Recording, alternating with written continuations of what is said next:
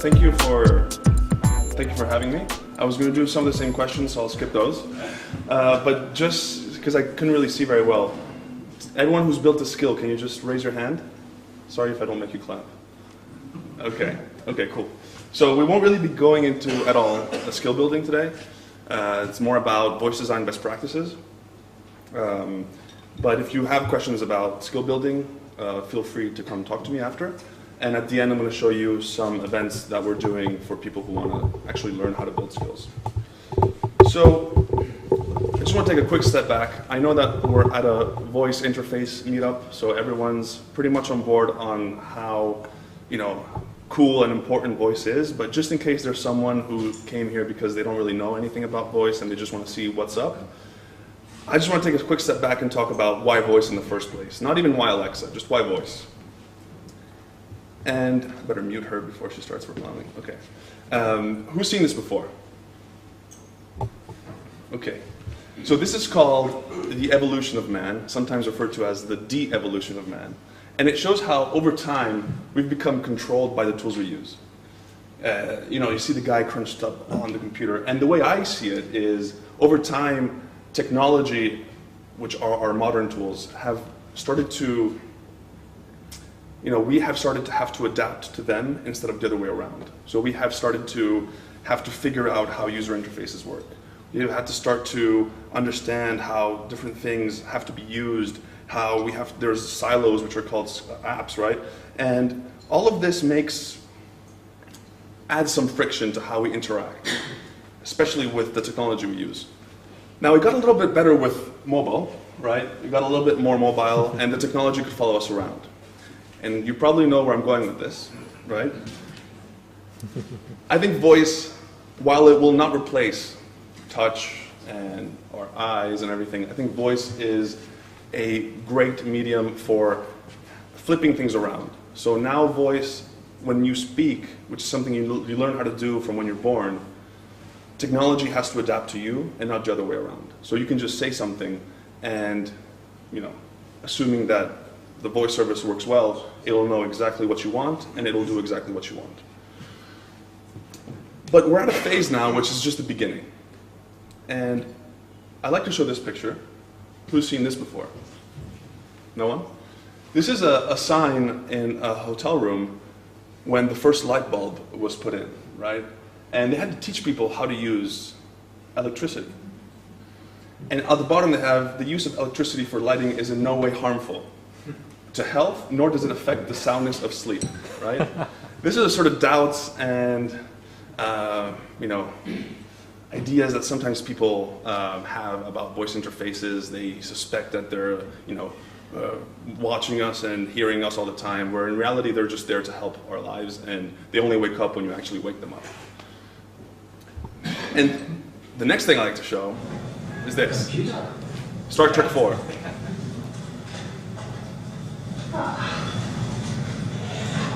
Hello, computer. Just use the keyboard. So this is from Star Trek 4, and this shows you they came back from the future to 1980s, and they were so used to using voice that when they saw this computer, they just started talking to the mouse, right? And this is how I see voice coming as well. I have a story that actually one of my friends, he has a daughter who's 4 or 5, and she hasn't really had the time or the years to really use use screens. But she has Alexa at home, and she's learned to talk to Alexa. She asks Alexa for music. She asks Alexa to control her room and her house. And whenever they get in the car, the little girl asks the radio to repeat the song, and ask the radio to go to the next song, because it's just so natural for her that she doesn't realize that Alexa is not in the car yet. Although some people put Echo Dots in their car, and they've said it works really well. So just in case some of you are not super clear on what Alexa is, most of you are, but just in case you're not, Alexa is a cloud service. So when you have the physical device, this is an Echo Dot, for example, it doesn't really have any logic in it. You speak to it, and it streams everything to the cloud once you say Alexa, and it starts processing it. So the brains are in the cloud, right? So every time Alexa gets smarter, everything automatically updates without having to change the device. And it's divided into two platforms. The first one is the Alexa Skills Kit, and that's my main area of focus. This is having developers create content for people who use Alexa. And the other side is the Alexa voice service. This is if you want to take Alexa, instead of having this device, you want to put Alexa into another device, like a Bluetooth speaker, or in your car, or in a Raspberry Pi. You can make your own Echo with the Raspberry Pi, and like 50, 60 euros worth of parts, and you can have your own working Echo. So let's just focus on skills for now, because that's what we're here to talk about. Skills, how it works is when a user uses a skill. For example, if I say, Alexa, ask my taxi to order a taxi, right? My voice is transcribed to text and is sent up to the Alexa cloud service. Something called automatic speech recognition parses what I say and tries to understand what word I used. So if I say 4 miles, what do I mean? Do I mean 4 units of measure? Do I mean 4 miles Davis? Do I mean form isles, which are islands, right? And I'm sure there's examples like that in every language, but it has to do some pretty intricate understanding based on context, based on tone of voice, based on what the user said before and after. And it uses something called natural language understanding. So this is the whole process of understanding what the user says and what the user means. Once it finds out what the user means and the user is invoking a skill like the My Taxi skill, it sends the request to the My Taxi skill, right? A bit like an app, like a REST interface. It sends a JSON request for those of you who are technical. So all it is just a JSON request with, rather than having the raw text, which it won't send you, it sends you the intent, which you predefined, right? You define in your skill what things your skill can do and example sentences of how users could call that function. And when you train the model, when you save the skill, it starts to understand and put together those sample sentences and form a model of what the user could say. So if a user says something slightly different, then it'll still understand it. Then your skill can do whatever it wants, and it sends back a JSON request back with what Alexa should say back. And it could be audio, it could be text, it could be anything. And then it's up to Alexa to convert it back to speech or to stream the audio back to the user or show some cards. For example, with Alexa, you have an app or you have the website where you can see some additional information. You know, as we also released a screen display in the US, and that's sort of the direction we're going, you know, like a multimodal experience, because there's some cases where voice is good, but being able to see things is even better as well. So just talk about skills really, really quickly. We have tons of skills. Currently, we have 20,000 skills in the world. In Germany, its number is more than 2,000. So you see that there's a ton of opportunity in Germany to build skills. And the fact that there's not as many in Germany is a great time to do it, so that you're more likely to get visibility, you're more likely to be at the top suggested skills. And German users really want more skills, so please build some more skills. So this is enough about Alexa. Now I want to get on about voice design best practices. So how do you make skills more engaging? How do you make them feel more natural? The number one thing that you should start with, and it may sound obvious when I actually talk about it, but the number one thing is find the right use case. Don't use voice just because it's the new cool thing or because everyone else is doing it. Use voice because you found a use case that is actually beneficial with voice. And the tips that I give, which are just as general and obvious, but you should really heed them, is easier, faster, and more natural. If your voice experience satisfies all of these 3 things, and I have examples, then it's worth making it a voice experience. If it doesn't do that, then it's better to use whatever it is that you're doing before that. For example, turning off the lights. Okay, what's the modern way of turning off the lights without voice? Who has smart home lights at home? Who doesn't use voice to control them?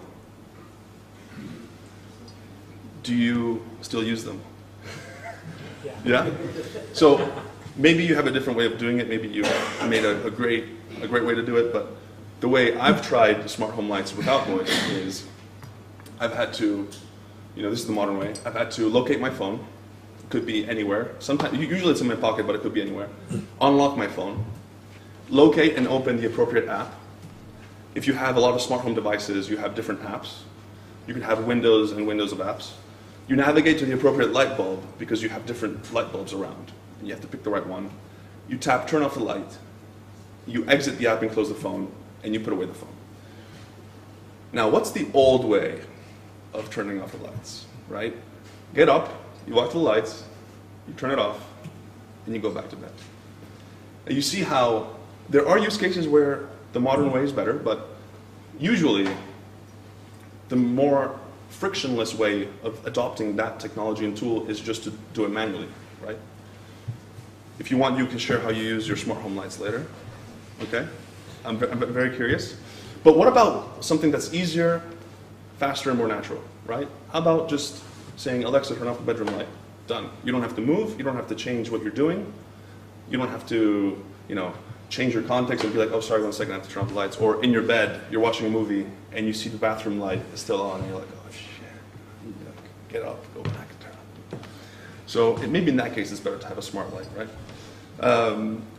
As I said before, we're not trying to replace everything with voice. Sometimes voice is, usually touch can handle much more information. We can manipulate things.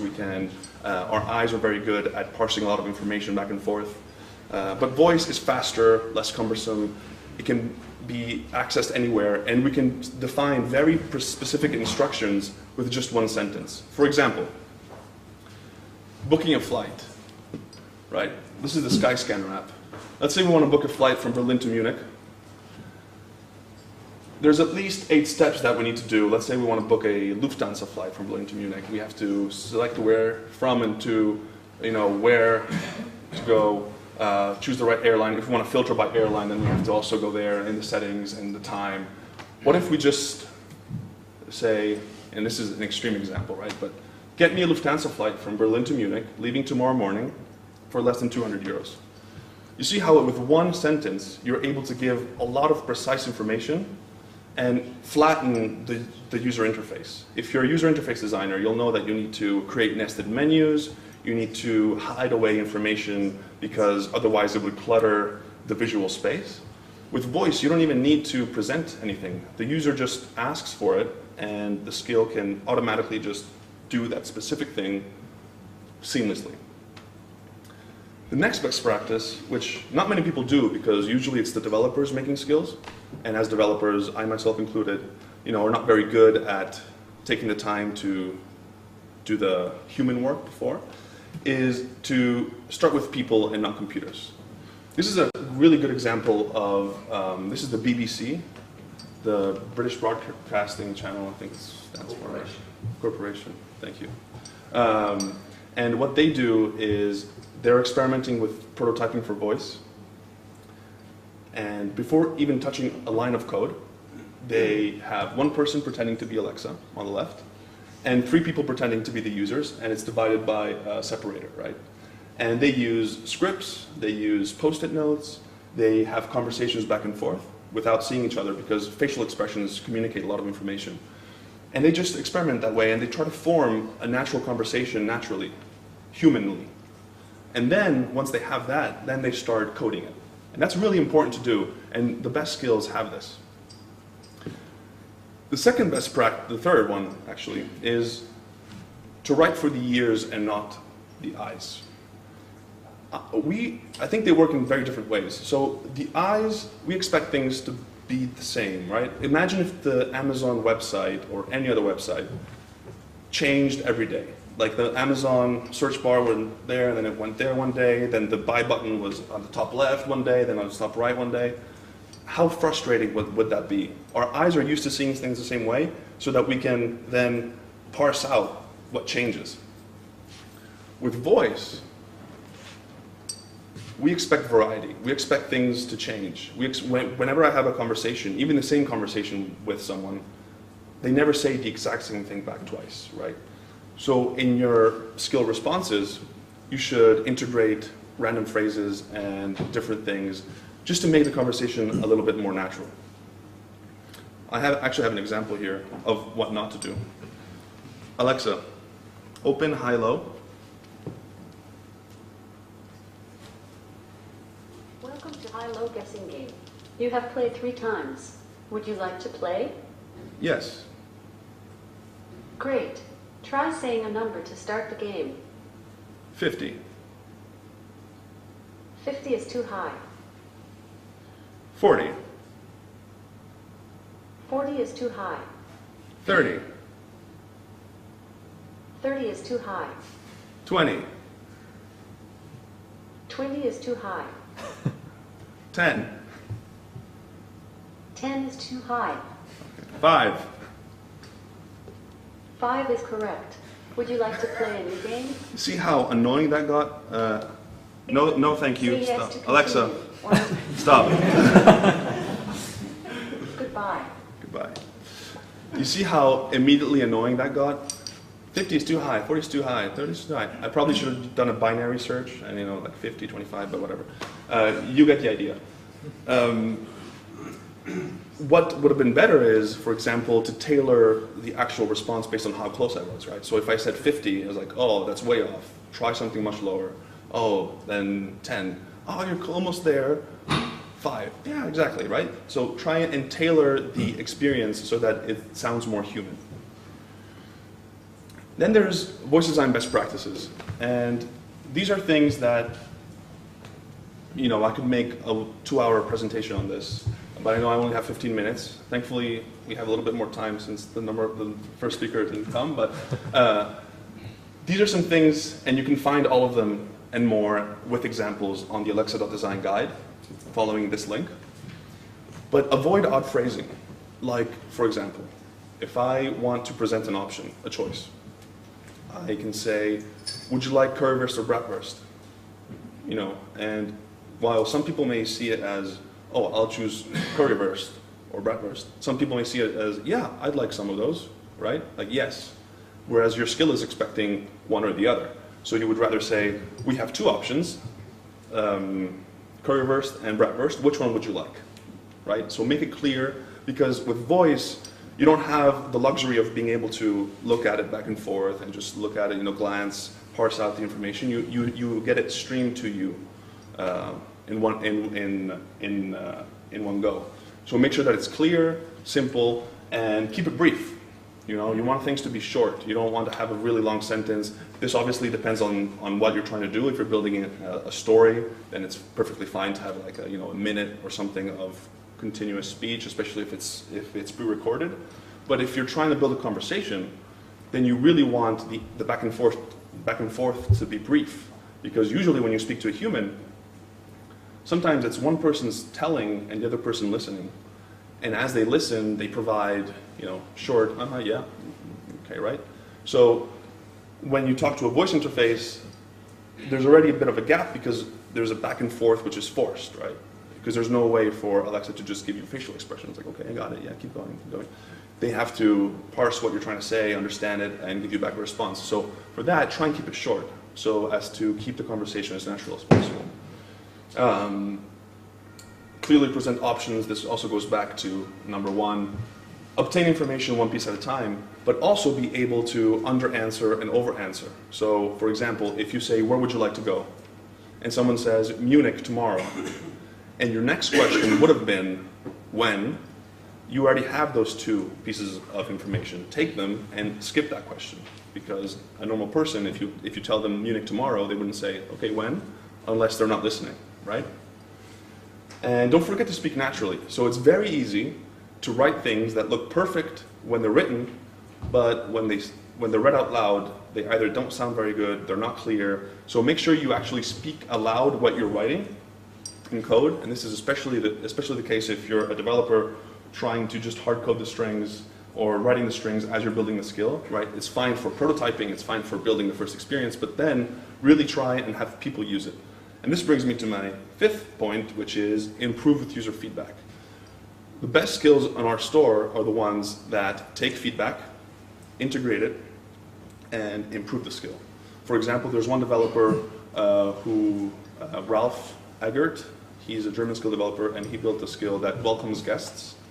And at first, he was receiving a bit of one-star reviews because no one could understand some people's names, right? And so what he did, he took that feedback and he extended, now they're getting a little technical, he extended the slot type that would understand the people's name, which is supposedly a built-in slot type, but he extended it with multiple names and much more names, and then it became much better at understanding people's names.